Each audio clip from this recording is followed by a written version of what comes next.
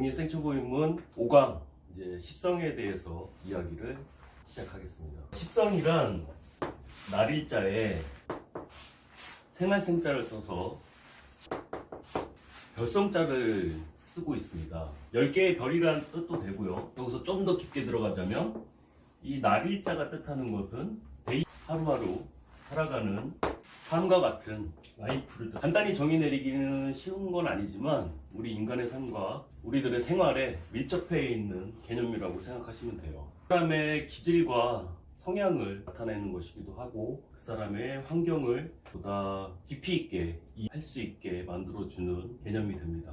이 십성의 공부법에는 한 가지 한 가지의 개념마다 상을 그려야 돼요. 그 상을 그린다는 것이 예를 들어서 저는 A형이에요.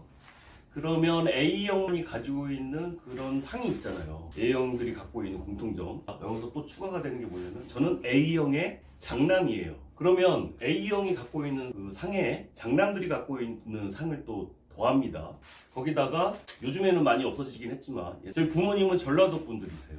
그러면 이 정도만 얘기해도 어느 정도 대략적으로 상이 그려지잖아요. A형의 장남에다가. 그러니까 이런 식으로 상을 겹쳐 나가는 거예요. 뭐라고 한마디로 표현하기는 어렵지만 그런 그림들을 그려 나가시는 거예요. 무조건 외운다고 될 것은 아니고요. 그 느낌들을 찾아가시는 방향으로 공부를 하셔야 됩니다. 근데 여기서 주의하셔야 될 게 제가 A형의 장남이라고 해서 그것만으로 다 설명될 수 있는 건 아니에요. 하나의 상이 선입견이나 편견이 되면 안 된다는 거죠. 그 하나의 일부분의 모습일 뿐이고 한 거니까 전체적으로 이해하기 이전에는 하나만 가지고 평가를 하긴 어렵다는 거예요. 이제 10가지의 성분들에 대해서 이제 말씀을 드릴 건데 이렇게 서로 생하고 극하고의 관계가 유기적으로 연결돼 있어요. 다 안다고 해서 어떤 사람을 평가를 한다는 마음보다는 이해하는 쪽으로 활용을 하셔야 됩니다. 그리고 십성과 함께 더불어 또 오행이 갖고 있는 성질까지 이제 덧붙여서 이해를 해야 되니까 일단 그렇게 개념을 잡아두시면 첫 번째로 이제 인성에 대해서 말씀드리겠습니다. 인성이란 것이 한마디로 표현하자면 권리를 뜻해요. 내가 태어나면서부터 내가 갖고 있는 권리, 정인과 편인으로 나뉘는데 정인은 집주인과도 같은 권리예요. 그리고 편인은 세입자 같은 권리, 조건이 달려있는 권리라고 할 수 있죠. 그리고 인성을 이제 엄마라고도 봐요. 그래서 정인의 엄마는 나에게 결핍감을 주지 않는 엄마의 모습이 되겠죠. 내가 배고프기 이전에 미리 젖을 주고 뭔가 결핍감을 느끼기 이전에 만족시켜줄 수 있는 그런 성분이 되니까 편인이 바라보기에는 굉장히 이기적으로 보일 수도 있는 성분이기도 합니다. 그래서 정인을 갖고 있으신 분들의 이미지는 약간 이 강아지와 같이 그냥 봐도 뭔가 보살펴주고 싶고 정감이 가고 하기 때문에 이 강아지 보시면 어떤 생각이 드세요? 아까 막 이쁘고 막 그렇긴 한데 한편으로는 굉장히 손이 많이 가요.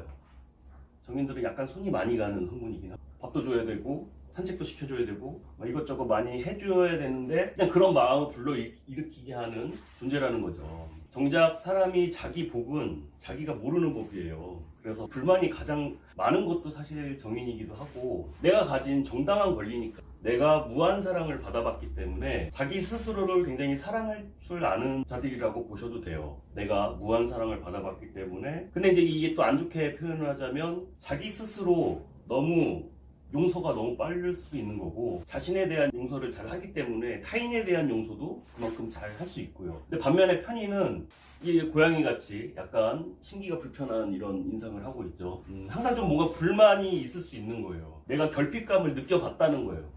배도 고파봤고 뭔가 좀 불편해. 편인이란 건 그래요.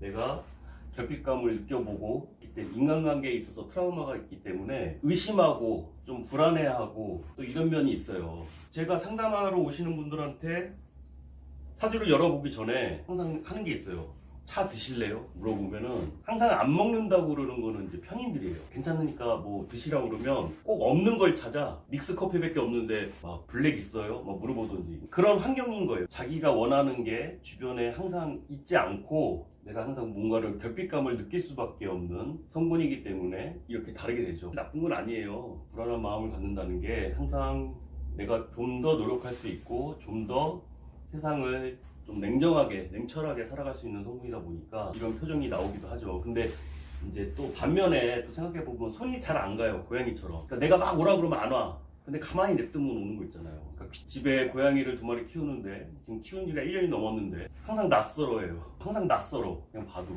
그런 면이 있습니다. 근데 여기서 주의하셔야 될 게 장생이라고 해가지고 이제 12운성에 관해서는 나중에 말씀을 드리겠지만 이 조금 큰 어린아이가 이제 정인이라고 친다면 이 갓난애가 현인 장생이 되는데 이 둘에는 어떤 문제가 생길 수 있냐면 이제 엄마가 갓난애를 이제 안고 있잖아요. 그러면 정인 입장에서는 이 편인 장생이 너무 싫은 거야. 너무 얄미울 수가 있어요. 내가 보살핌을 받아야 되는데 동생이 태어나는 바람에 이런 상대적인 느낌을 받을 수는 있죠. 갓난애 입장에서는 자기도 엄마의 보살핌이 필요한데 형이나 언니가 있음으로 인해서 자기가 사랑을 독차지하지 못하는 뭐 그런 환경 때문에 결핍감이 생길 수가 있죠. 이제 가장 이제 중요한 거는 어떤 사건이 발생을 했을 때 그 상황을 해석하는 방향성이 굉장히 달라져요.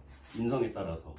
정인인 경우는 똑같은 상황이어도 보다 좀 더 긍정적이고 낙천적으로 생각할 수 있는 성분이고, 편인 같은 경우는 똑같은 상황이어도 좀 더 비관적으로 생각을 하게 되는 거 있죠. 근데 여기서 인성이 없는 경우는 세상이 완전 다큐죠. 인생살이가 다큐. 그러니까 인성이라는 것은 세상을 조금 더, 그리고 나에게 발생하는 그런 상황들을 이화시켜 해석하는, 여기에 이제 인성이 혼잡되면 정인과 편인이 함께 있는 것을 뜻해요.